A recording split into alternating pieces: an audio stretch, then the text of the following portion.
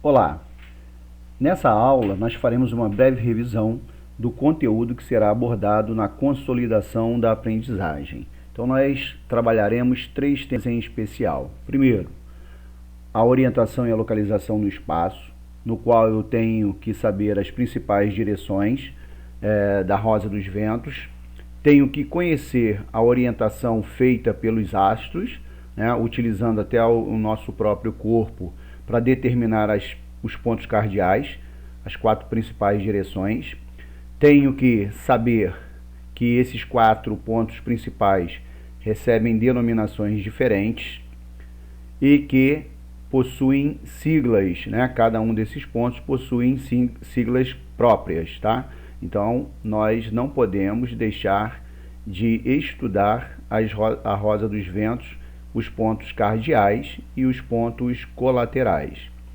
Temos que procurar entender que instrumentos foram criados para que o homem pudesse dar continuidade a esse processo de orientação e localização no espaço, principalmente em dias chuvosos, né, ou em noites chuvosas também.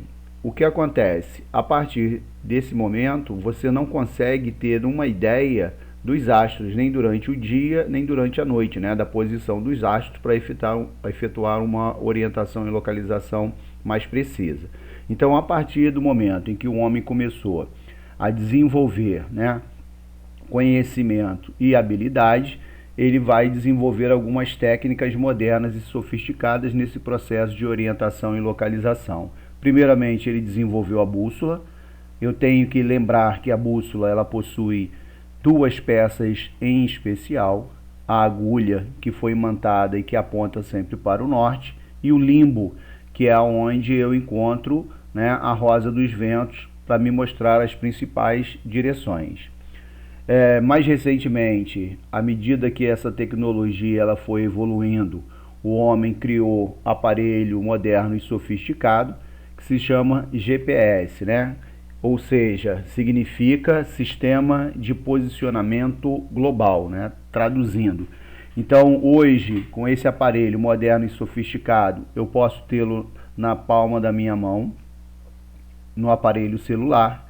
A partir daí, eu posso determinar a direção entre 2 pontos, sair de um ponto e chegar a um outro com extrema precisão, graças a essa técnica moderna e sofisticada de orientação e localização. Com relação à regionalização, nós dissemos que regionalizar significa dividir. E no caso do nosso território, né, a regionalização ela é importante para dividir os espaços em espaços menores para facilitar a administração e o entendimento daquele próprio espaço. Então, no caso, né, do Brasil, o Brasil está dividido em espaços, né, macro, né, a gente tem lá das regiões, depois a gente vai partir para o micro, né, estados, municípios, até o bairro onde a gente reside. Então, todos esses espaços eles devem ser regionalizados para poder facilitar a administração e entendimento. Tenho que saber que o Estado é a parte política e administrativa. Ele é composto pelos 3 poderes, né, executivo, legislativo e judiciário, que tem o papel de organizar esse espaço, administrar e proteger. O território é a parte física, é onde eu observo esse mapa aí mostrando o território nacional. É a parte física, delimitado por fronteiras, né? A gente viu que essas fronteiras elas podem ser de 2 tipos: naturais, quando faz uso de um acidente geográfico, como um rio, por exemplo, para separar um espaço do outro, ou então artificiais, né? Determinada por um acordo entre países, por exemplo, separando, né, o espaço territorial de cada um desses países. Nação, tá? A nação é o conjunto formado por um grande grupo étnico ou por vários povos, né? Então, cada povo tem uma característica específica. No caso do nosso país, essa característica ela é ímpar, né? Porque no Brasil nós formamos uma nação, que é a nação brasileira, Mas dentro do nosso país existem vários povos com características diferentes.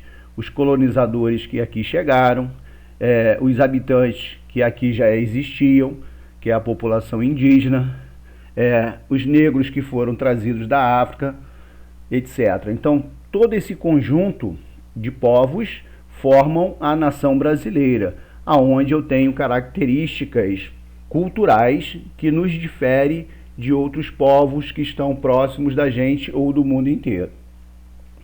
Dividindo, né, o país em regiões. Região é o conjunto formado, né, por unidades da federação, ou seja, a gente chama de estado, unidades da federação que apresentam características naturais e humanas mais ou menos semelhantes, e às vezes até econômica. Então essas regiões, elas vão aglutinar esses estados por apresentarem essas características mais ou menos semelhantes. Município, né? Todo estado, por sua vez, ele vai se subdividir em muitos municípios. Então, o município é a menor parte, né, de um país em que eu tenho um governo próprio. Então, ali os três poderes estão instituídos nesse espaço menor. Município no Brasil é o que a gente chama de cidade, né? Então, todo município é a sede de uma cidade. Com relação a essa divisão, né? Então, nós podemos observar que existem três divisões dentro do território nacional. Aquela em que vai dividir o país em regiões. Temos os estados, que são unidades da federação, né? Então, a palavra federal, ela vem de federação, que é o conjunto formado por esses estados, tá? Tenho os municípios, certo? E tem os municípios. Então, nós temos região, estados e município. Prestem atenção no seguinte, no processo de administração, nós temos que dividir o espaço para facilitar esse processo. Desse modo, eu tenho pessoas específicas para administrar cada um desses espaços, porque a tarefa ela é gigantesca e seria impossível para uma pessoa administrar todo o território nacional, haja vista que o Brasil é considerado um país continente. Então, eu tenho o responsável por administrar todo o governo federal, né? O presidente ele é responsável, né, para a condução do país nesse processo de organização, administração e defesa, tá? Tenho os governos estaduais, que gerenciam o espaço do Estado, né, juntamente com o presidente nesse processo de facilitar a administração. E por último, né, nós temos os estados que são divididos em espaços menores, que são administrados pelos prefeitos, né, nessa tarefa de conduzir a organização do nosso país, ok? Então, o governo federal, né, ou do país cuida de assuntos referentes a toda a nação, como, por exemplo, a fabricação do dinheiro. O governo estadual trata dos assuntos relativos ao conjunto do território estadual, né? Geralmente, os assuntos são específicos demais para o governo federal se preocupar com eles e amplos demais para os prefeitos conseguir resolvê-los, tá? Então, o Estado ele vai administrar juntamente com o presidente todo o território nacional. E por último, né, nos governos municipais, eles se preocupam com questões locais, aquilo que está mais próximo da gente, aquilo que seria mais fácil de resolver, como por exemplo, a manutenção das escolas, né, o funcionamento das linhas de ônibus, questões de saúde pública, né, como clínicas, etc., postos de saúde e por aí vai. Então essas são as principais características. Não deixem de rever as aulas anteriores para que vocês possam fazer uma boa consolidação da sua aprendizagem, tá? Então, antes de preencherem lá o forms, leiam mais uma vez, ouçam mais uma vez as 3 últimas aulas para que não haja problema nenhum nesse processo de consolidação.